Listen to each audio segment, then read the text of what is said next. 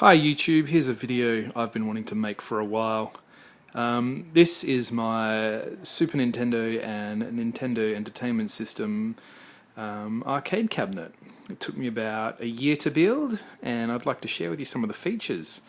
Now, first thing a lot of people notice is it is big. I'll go give you a side view here. It's quite deep. That's due to the CRT television in the top.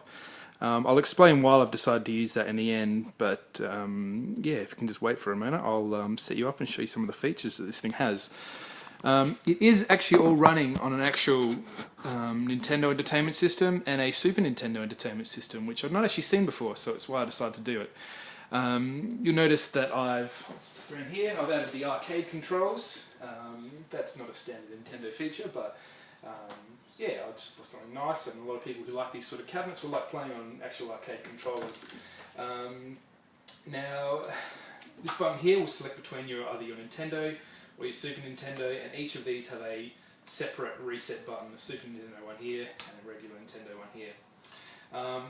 These two knobs here I'll explain in a minute. They select the controls, so you don't have to keep unplugging and replugging in each controller every time you want to use it. Okay, first drawer here, you'll notice I've got a locking mechanism on the top, and I'll explain why in just a moment. This drawer slides out, and many of you already recognise the Super Nintendo mouse pad. That's because underneath we have a Super Nintendo mouse, and a little book underneath for codes and cheats and whatever else you figure out in your games as you're playing them. So that tucks down the side here, and then the mouse can be played right in the middle. That's selected over here, of course. A couple of clicks over, you're using the Super Nintendo mouse. The reason I have the locking drawers is when you're pushing forwards, you don't want the drawer to slide in, so that's locked into place so that as you're playing it's not going to move around. Alright, next drawer down. Next one we have is 4 controllers here. That's to support the Multitap. There were a lot of 4-player games on the Super Nintendo. And so, you know, for all the NBA Jam sessions you want to have, you've got 4 controllers here. That's selected up top here. Player 1 can be either the arcade controllers, or this one, but players 2, 3 and 4, when you're using 4-player mode, have to be these 3 controllers here. And that's selected up here. That'll scroll down. Second position will be SNES controller, and then you'll need to flip this switch here, either 2-player or 4-player. That feature is only available on the Super Nintendo. Next drawer down, let's keep moving. Next drawer down we have the Konami justifiers for player 1 and player 2, and the very famous NES Zapper for games like your Duck Hunt and Hogan's Alley. Again, selected all on player 2, these two. You scroll it around to Konami Justifier for the one game that it supports, Lethal Enforcers, or to position 5 around here. That'll go over to the the regular Nintendo Zapper. And finally, the third drawer down. Third drawer down, we have the very infamous and very extremely large and awkward to use the Super Nintendo Super Scope. This one here. This thing is a monster. Now, one of the big complaints about this thing was that it used to chew through the batteries when you were playing. Personally, I never saw that as a big problem, but I know a lot of people do. So the other thing I've also included with it is a battery charger with 6 extra batteries, AA batteries, to replace them as they go flat. Now, the other thing here, I might have to go tilt the camera around a bit so you can see this. So up top here, you can probably notice in the middle of the screen, I'll point it out to you just here, that's actually the sensor bar, or the equivalent of what a sensor bar is for all those people out here who have a Nintendo Wii. On the Super Nintendo, that's what is used on the Super Scope, so that's always there poking out. Other little features I've included on there, many of you will notice that the screen is actually standing upright, which most arcade cabinets will probably have their screens kind of tilted back on an angle, so you're kind of looking down on them. However, for the light gun games, that was probably a bit more of a drama to be shooting, on a funny angle as you're aiming down like that. It's kind of quite awkward, so that's why I've set that upwards. It's also quite tall because it's catered to be my height. Now other things that I've got on the back, I can go flick that around for you if you like. Just give me a moment.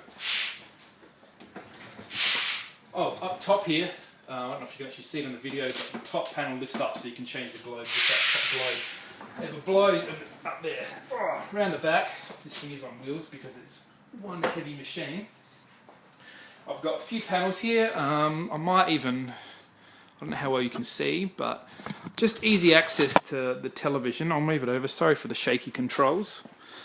This panel here gives you access to your TV controls, so your volume if you really want it, but I've set it at a standard volume that I'm happy with, so I'm not changing that. And also the AV cables if you ever want to record videos or plug extra components in.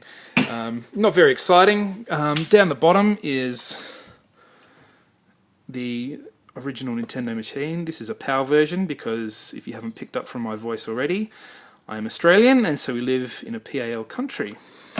And on the back here also we have, I don't know if you can see because it is quite dark, but there's the Super Nintendo back there. Both systems are running off a multi-cart. The Super Nintendo has an SD to SNES, and the original Nintendo has a Everdrive N8, I think it is. So there you can put all your games on there, and rather than having to go into the back every time you want to change the cartridge, you can just select it from a menu, which is another nice little feature. Anyone who's just curious about the artwork on the other side too, if you haven't seen it already, again, sorry for the shaky camera, but round we go. There he is, little Mario on the side there with the Nintendo logo up top. One other thing I forgot to mention earlier with the arcade controls, and I'm really sorry for those die-hard fanatics who don't like to see old controllers been hacked to pieces, because I did try to do that as little as possible, but I did end up having to use 2 original Super Nintendo controllers underneath the power boards from that, and did a bit of soldering and rewiring and cutting on there to get them running the arcade controllers. Everything else on this system is still in original condition and can be replaced. That's including the multi-tap on the back, but for those that are interested in what's going on the back and the wiring, I might even make another video. This is just basically to show you that it, the basics of the machine. I can give you some gameplay if you want. Maybe I'll do that quickly. If you just let it boot up. Might be a little bit dark, but we'll see how we go. And again, the CRT TV, so you're going to get a lot of banding on the camera as it flicks through like it with the pictures. Let's just select whatever game we want. Let's go random. I don't know, micro machines. That way we can show you the 4-player function if you'd really like. Just flick that over now to the 4-player mode. 4-player over there.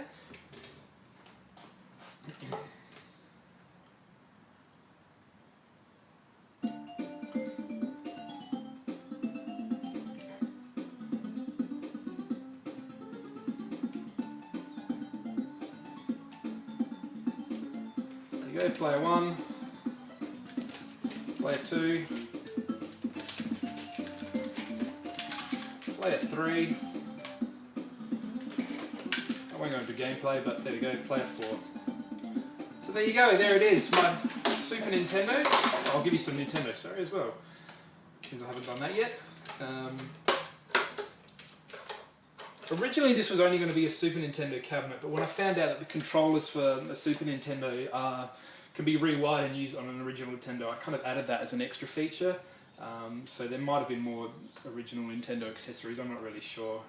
It was never really my intention to make it a Nintendo, but seeing as I could do that, I thought why not, I'll add a bit of extra work in there and make it Nintendo as well. So there we go, one of the classics of all time. Or maybe we'll go to Duck Hunt one as well, just so you can rather than Duck Hunt one. Let's start that, just so you can see the Zapper in action too.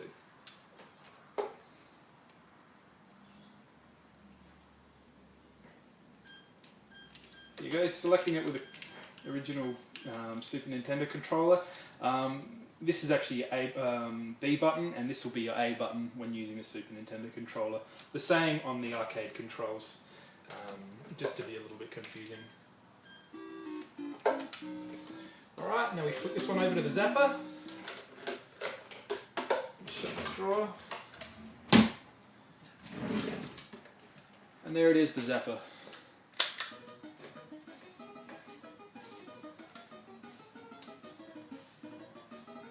Give it a couple of moments. There's that dog that everybody hates so much. There you go, working perfectly. The CRT TVs are the only ones that are, obviously, I don't know if I've said this already, but the CRT TVs are the only ones that accept the light guns these days. The LCDs don't actually do it, so that's why I've gone with the big screen. Alright, well, thank you very much. Thanks for watching. Hope my first video wasn't too long and boring for you. Alright, enjoy. See ya.